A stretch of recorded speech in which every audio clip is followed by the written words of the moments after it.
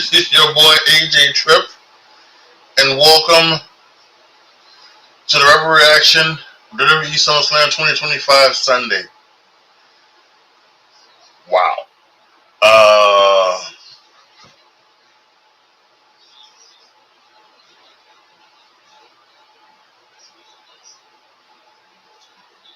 Normally I go back and I start from the beginning and go to the end.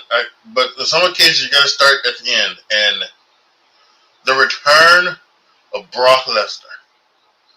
Holy shit.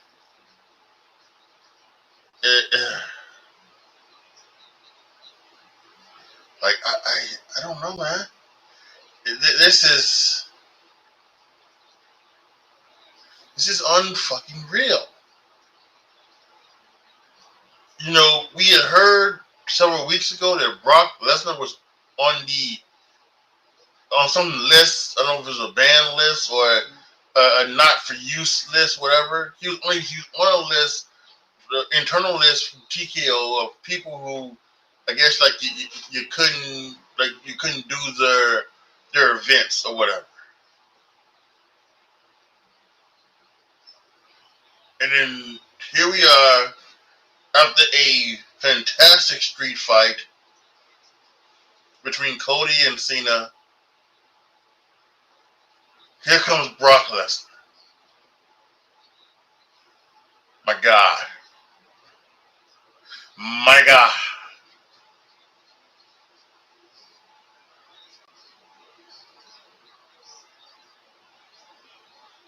And it was just insane.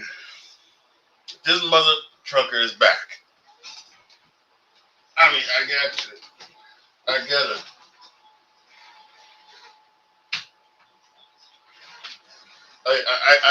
I'm gonna continue to check Twitter here because this is insane.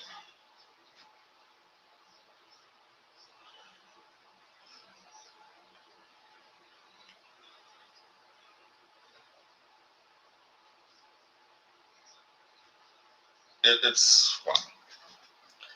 So we have a street fight between Cody Rhodes and John Cena, and it's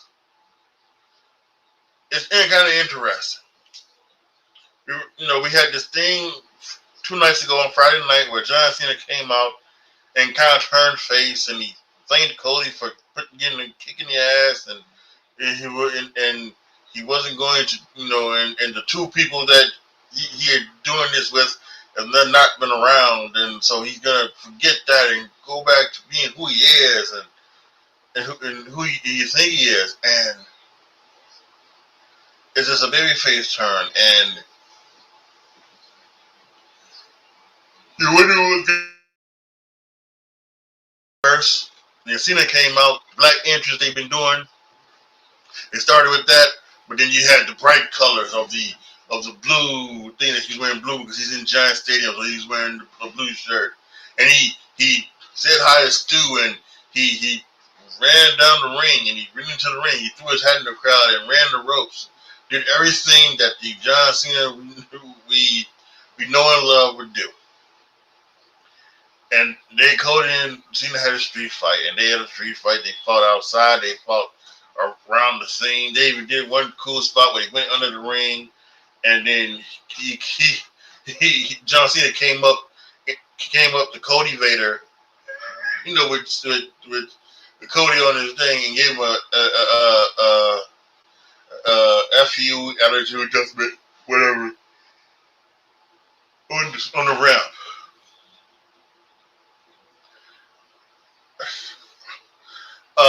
And then they get back in the ring and they're doing all these things, and Cody Rhodes undoes the bottom rope, and he's hitting Cena with the buckle, and he's telling Cena to stay down. He wants the referee to stop the match because he doesn't want to do this.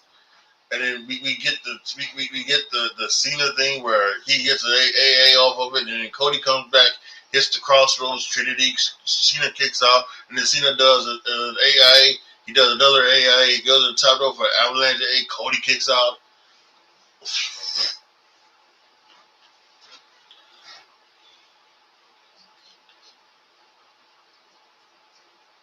And then finally, Cena says he goes out. He goes into the thing. He's going to do an Avalanche AA onto a table. Cody kicks out of it.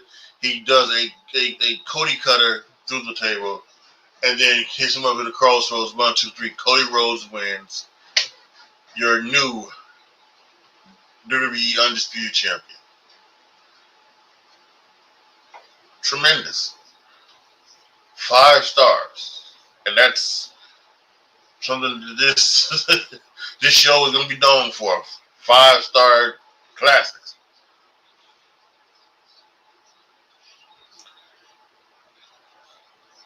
And it was just, and wow.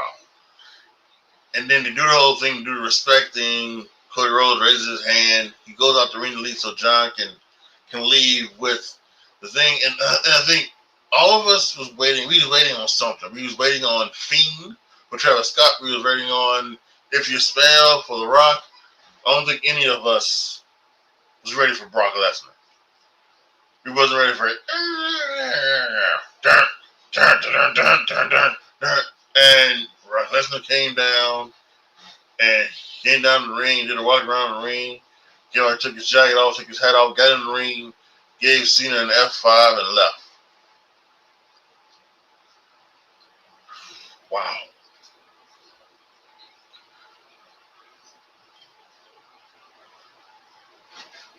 And the thing here is that Brock Lesnar was either named or he was basically named in the Janelle Grant lawsuit about Vince McMahon and what Vince and others treated her and used her as, right? And that was the reason why maybe Brock Lesnar was not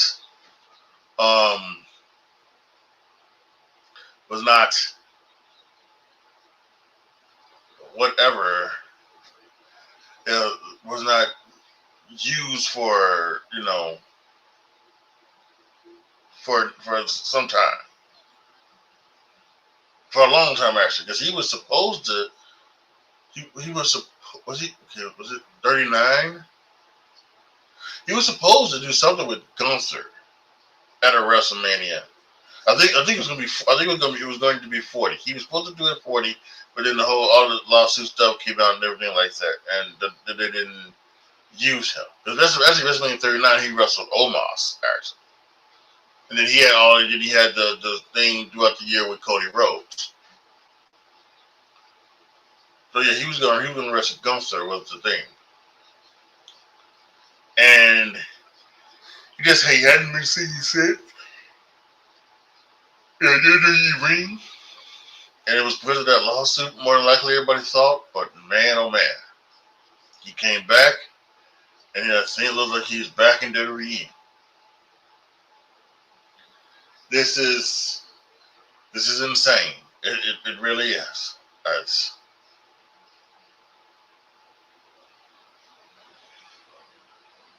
There are a lot of people who are not going to like this because of that lawsuit.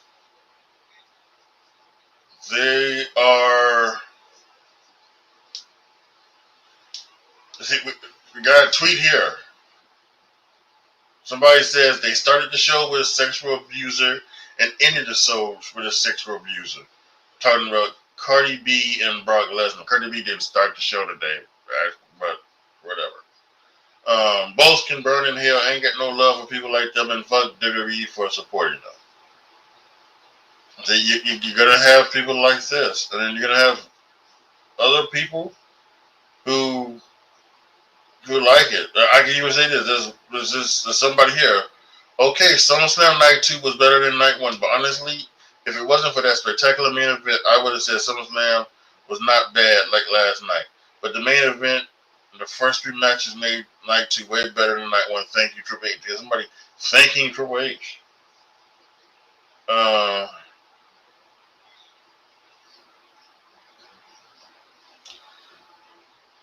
Someone says, "Am I missing something about Brock Lesnar? Why is everyone upset?" Wow.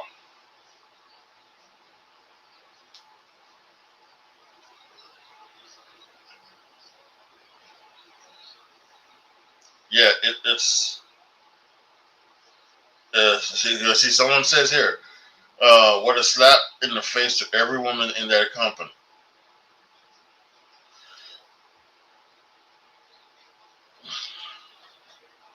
Okay, so I'm gonna edit this because I hate the language you use, but for the idiots who don't know what they're talking about and can't comprehend anything, yes, Brock Lesnar was named in the lawsuit. No, he was not accused of anything by anyone, including Janelle Grant, and she still hasn't accused him of anything for the last few years. And I'm gonna block this guy because he used the word that this is listen. I know there's a big backlash on woke and everything like that, and I can understand some of it. I really can. I can understand some of it because it drives me crazy too. But we just not using the R word. It's not being woke. It's just being like respectful to people. And when you use that word, you just you sound like the idiot. Not to say that special people are idiots. I don't want that to come off as that what I'm saying. But you're the idiot because you use that word. Anyway, but you can see it. The tweets I read. This is going to be one of those things that divides the fandom once again. So, but wow, just that's insane. Um, so I guess let's start off with you know going back up and doing the review again. Um, we had the Women's World Heavyweight Championship match between Naomi, Rhea Ripley, Io Sky. Very match, very competitive. There was some good stuff done in here from all three ladies. Um, did a great job. Um, just like at first, that Rhea and Io was trying to take out Naomi so it could just be them. Um, and we got to the point that there was something like that. But because we got to the end and Rhea Ripley hit a riptide on EO, but Naomi came in and rolled up Rhea to get the victory. This was a very well wrestled match. Listen, that match at WrestleMania, that was a 5-star amazing match.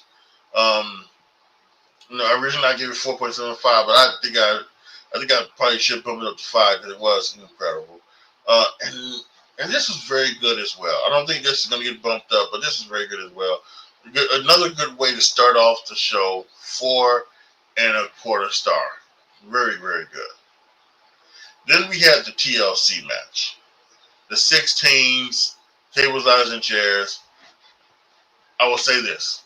I'm still not a fan of having 6 teams in a ladder match. All of that stuff going around, things like that. It's just things can happen, things can go wrong, and I just think having all those guys there, and then during the match, we had more than just those 12. We had Candice, B-Fab, and Nikki Cross. That's 15. Eric Rowan makes 16. Uncle Howdy makes 17. There were 7. The Yeah, right. 15. Yeah, 17. There were 17 people in that match that did stuff with tables, broken shards of tables, and Candace went through a fucking ladder.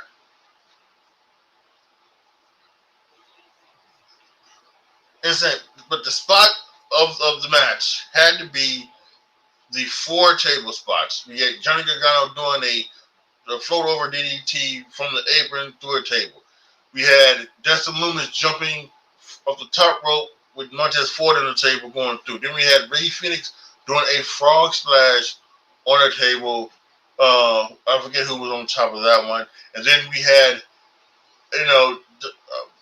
Angelo Dawkins was looking to jump on Tommaso Ciampa that was laying on the table. Axiom caught him, and then a Spanish fly through 2 tables. And it was just insane. Absolutely insane. It was not better than the TLC from the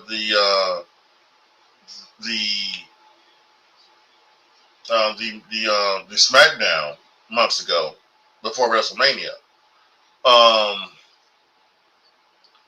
But it's still a good one. This is, when you think about these TLC matches, the WrestleMania 17 one is the one that you think about. That's the GOAT, right? That's the one that's the GOAT. And then the one that's at SummerSlam 2000, that's like the second one. And then there's a one, the TLC 3 that was on SmackDown that added Jericho and Benoit.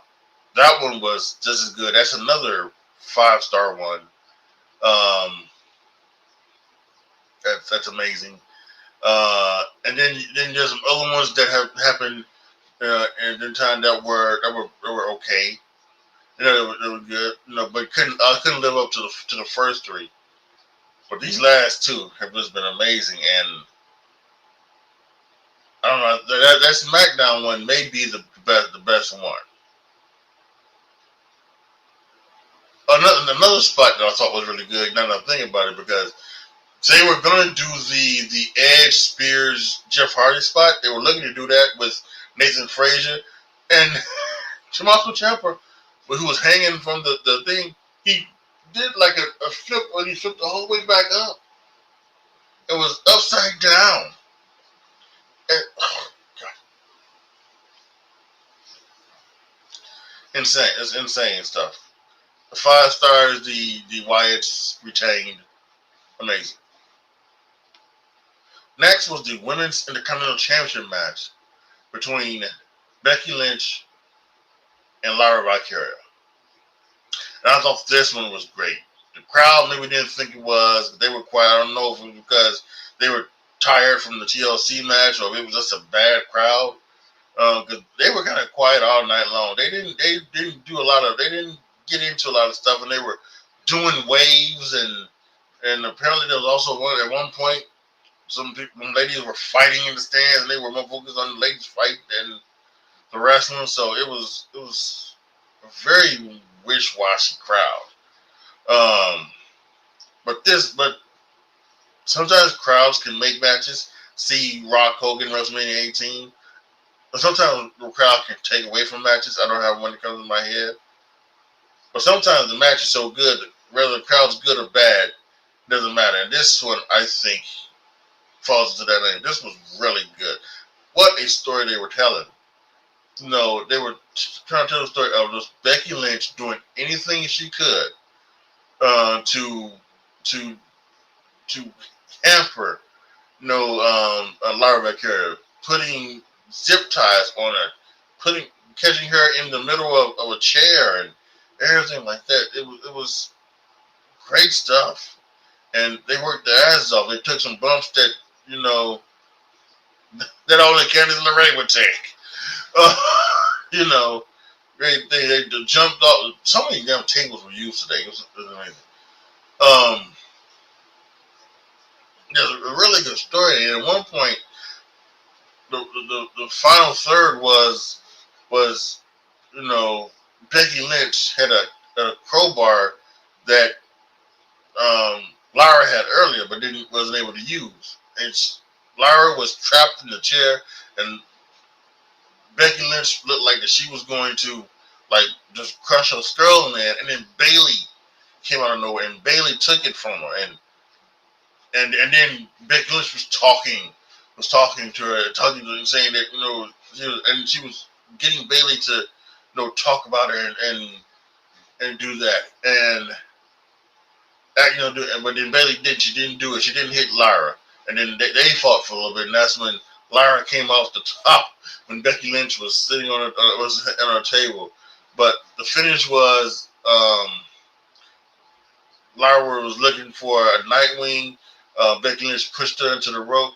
I don't know what happened, but there was miscommunication, and Bayley hit Lyra instead of hitting Becky Lynch, and Becky Lynch got the pin over Lyra Valkyria. So Lyra Valkyria can no longer challenge for the Intercontinental Championship as long as Becky Lynch is the champion. But I thought this match, they worked their ass off. These two ladies just told a tremendous story. 5 stars.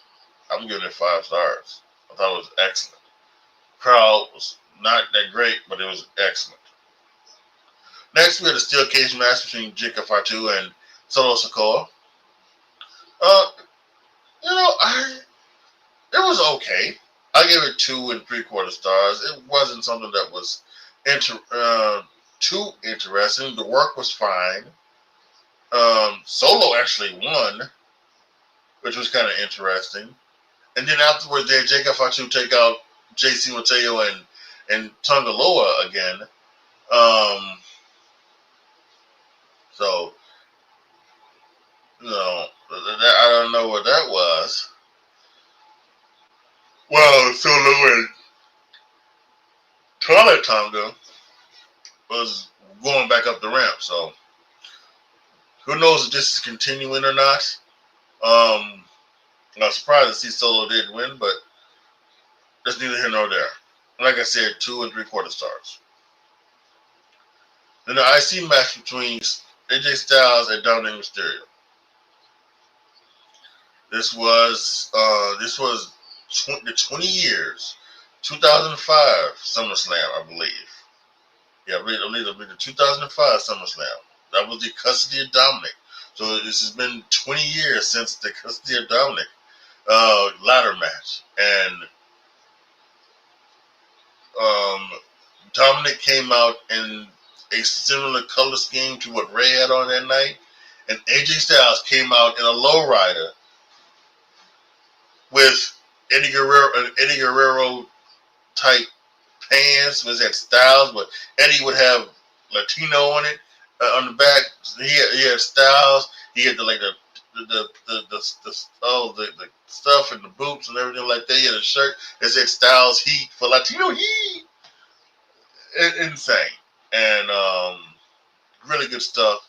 They had a very, very good match. I think the best part of the match is that Dominic Mysterio untook the one of the turnbuckle covers, and he did it right in front of the ref. So the ref went to go put the turnbuckle back on. While the ref was doing that, he went out and got in the chair. He got the chair. When AJ turned around, he hit the chair on the thing like Eddie would do, and he threw it in and took a bump on the ground. And Eddie, and then AJ, knowing what this was, he put the chair around his neck and then let it down. And so then when the referee turns around, he sees Mysterio down, AJ's down, he's got a thing on around his neck. Get the chair around his neck. And he doesn't know you can't see what you can't call, right? And he's like, what the hell happened? He doesn't know. And it's hilarious. It's absolutely hilarious. Good spot. And also another good spot, the way they ended it was they did something Eddie and Kurt Angle where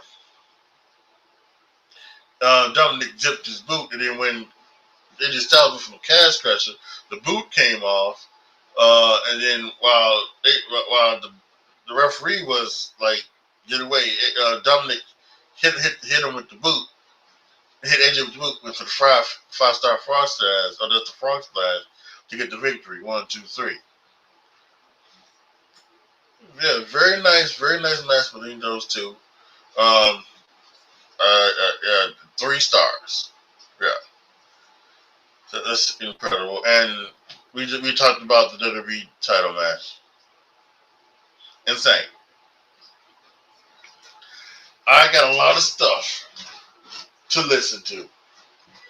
I've got the thing apparently, and you know what some people are also saying now. They were wondering why are they now doing like the post game show, they would have people do press conferences, but they stopped that for this show, and now a lot of people saying, well, this is the reason why, because Brock Lesnar was coming back and he was going to be inundated with Brock Lesnar questions, so that's why they stopped doing the post game show. Probably because it's WWE. I'm not gonna say that's not why they did it. I'm not gonna say that's that it is the reason why they did it. I'm not gonna say that is not the reason why they did it. It could very well be. I don't know, but it's insane. So all in all, night 2 was much better than night 1.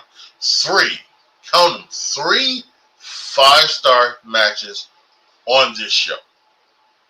Now, when you combine the 2 shows together, we're talking about between this 12 matches, 1, 2, 3, 4, 5, 6. Half of those were 4-star matches or better, which means they were they were truly amazing. And of course, tonight's show had 4 matches over rated no less than 4 1/4 star, including 3 5-star matches. I don't think there's gonna be who knows, but I don't doubt that I know what's going to win the premium live event of the year. It's just 3 5-star matches. Yeah. This is truly amazing, guys. If you're watching on demand, post your comments down below. Tell me what you guys think. What do you guys think about what happened tonight? Brock Lesnar, any other matches, you name it. Wow. He's back. Thank you guys so much for watching. This is your boy, AJTRIP, signing off. As always, be good to each other, y'all. Be careful out there. And I am out.